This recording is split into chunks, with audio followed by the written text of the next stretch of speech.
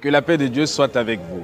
Quelques jours après les attaques du Hamas contre Israël le 7 octobre 2023, l'onde de choc secoue le monde. Les massacres des civils israéliens à la clôture de la fête des tabernacles ont entraîné des représailles sur la bande de Gaza. Des lignes de fracture se sont créées dans les rapports entre les nations. Le mouvement de soutien d'un camp et de l'autre, quand s'affrontent, et puis cette explosion de violence dans le Moyen-Orient m'a conduit à prier, mais surtout à méditer profondément. Israël est un peuple béni de Dieu, c'est-à-dire il a été appelé à être la lumière des nations, à être le modèle de spiritualité, mais il faut le dire, il a failli à sa mission. Il y a plus de 3000 ans, la rébellion l'a conduit en captivité et par la suite, la récidive a abouti à ce que Jésus, Yehoshua HaMashiach, avait exprimé en pleurant du haut du mont des Oliviers.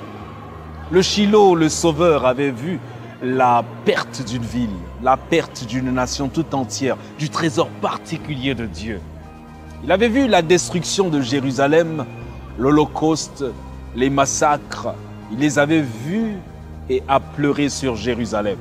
Les précurseurs du Messie, les prophètes s'étaient lamentés sur l'apostasie d'Israël et sur les terribles calamités que ses péchés lui préparaient.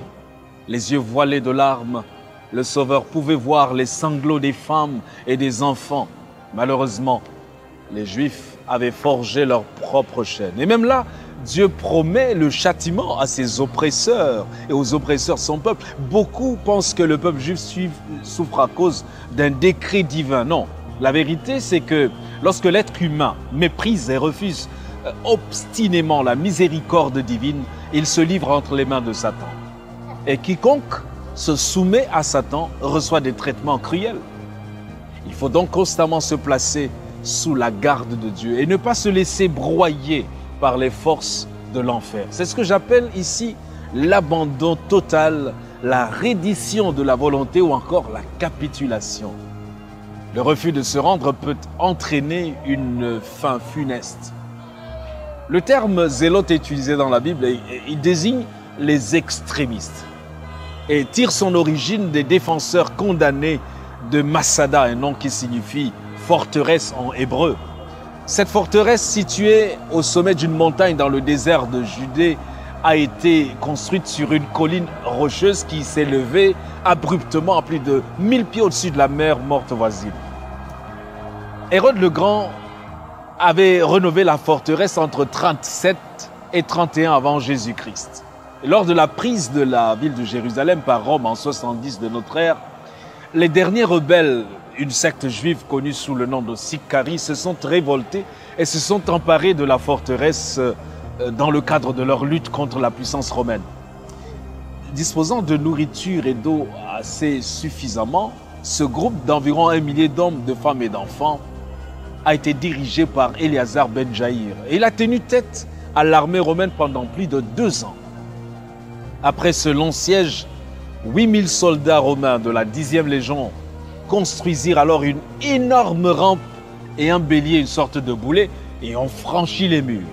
Et selon l'historien Joseph, ils trouvèrent les cadavres de 960 hommes, femmes et enfants, tous victimes d'un pacte de suicide visant à empêcher les Romains de les prendre comme esclaves. À l'exception de 7 d'entre eux, tous se sont suicidés plutôt que de se rendre.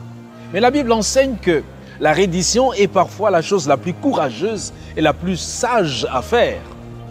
La Bible relate l'histoire de la famine qui avait frappé Samarie suite au siège de l'armée syrienne. C'est à un point où 2 femmes se sont entendues pour manger leurs enfants. Figurez-vous, l'une avait proposé de manger, ils ont fait cuire leurs enfants, dont l'un après l'autre, ils devaient le faire. Ils ont réussi à manger l'enfant de l'une, mais quand le tour de l'autre était arrivé, sa mère l'a caché. Cette histoire est l'une des plus tristes de la Bible. Elle se trouve dans 2 Rois chapitre 6, versets 25 à 29. Dans cette période donc de famine, il y avait 4 lépreux assis à l'entrée de la ville assiégée. Ils ont décidé de se rendre à l'armée syrienne et ils se sont dit, s'ils nous gardent en vie, nous vivrons. S'ils nous tuent, nous mourrons. De toute façon, nous allons mourir de faim. Dans 2 Rois chapitre 7, on va trouver cette histoire. Leur survie dépendait de leur capitulation. Dans la vie de chaque jour, imitons Jésus qui a prié « Abba, Père, toutes choses te sont possibles. Non pas, toutefois, non pas ce que je veux, mais ce que tu veux. » Marc 14, verset 36. Confions-lui toutes nos faiblesses.